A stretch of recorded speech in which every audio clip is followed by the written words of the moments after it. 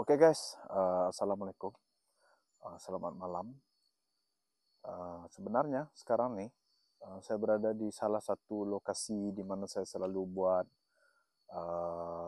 pengamaran paranormal. Dekat Lawas lah, sekarang saya dekat Lawas. Sekarang jam 12 malam. Oke, sebenarnya tadi pukul 10 macam tu, saya sampai dekat lokasi sini. Oke, mau buat pengamaran. So, pengamaran ni sebenarnya dia buat live dekat TikTok. Tetapi cabaran sekarang ni dekat Lawas, saya tidak pasti adakah hanya saya yang mengalami ataupun seluruh warga Lawas yang mengalami masalah lain lah, masalah internet. Okay, internet. So sekarang ni ini antara salah satu cabaran lah untuk saya meneruskan live paranormal di TikTok. Okay, yang tu yang pertama. Jadi untuk anda yang melihat video ni, kemungkinan saya akan buat live di YouTube, okay, untuk live paranormal yang akan datang. Mungkin dekat YouTube, mungkin boleh mengatasi sedikit masalah lain, masalah internet lah, okay. Jadi kepada yang tengok video ni, kamu jangan lupa pastikan kamu orang subscribe, especially peminat-peminat paranormal. Okay, yang ni hanya satu,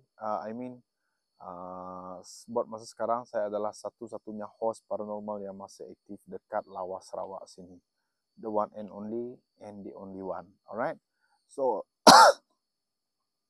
saya akan cuba sedaya upaya untuk livekan di kedua-dua saluran, itu dekat TikTok dan juga dekat YouTube.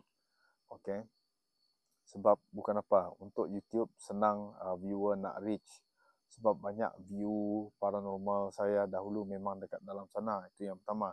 Yang kedua, memang pengguna TikTok banyak sekarang. So mereka banyak pilihan nak tengok channel apa, channel mana satu, host mana satu. Yang pertama. Yang kedua, seperti yang kamu orang tahu, dekat TikTok, dekat YouTube, capaian dia terhad. Tak semua orang scroll TikTok, story TikTok, okay? Tak ramai. Kalau ada pun, ianya bukan viewer kekal. So, yang tu agak mencabarlah dekat YouTube. Yang tu agak mencabarlah dekat YouTube, okay? Jadi, kepada yang menonton video ini, semoga kita berjumpa lagi di video yang akan datang.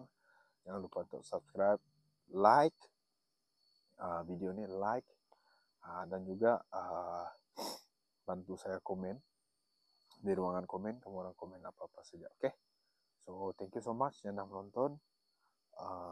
Kalau ada dengar bunyi apa-apa, kita sambung lagi di live paranormal yang akan datang.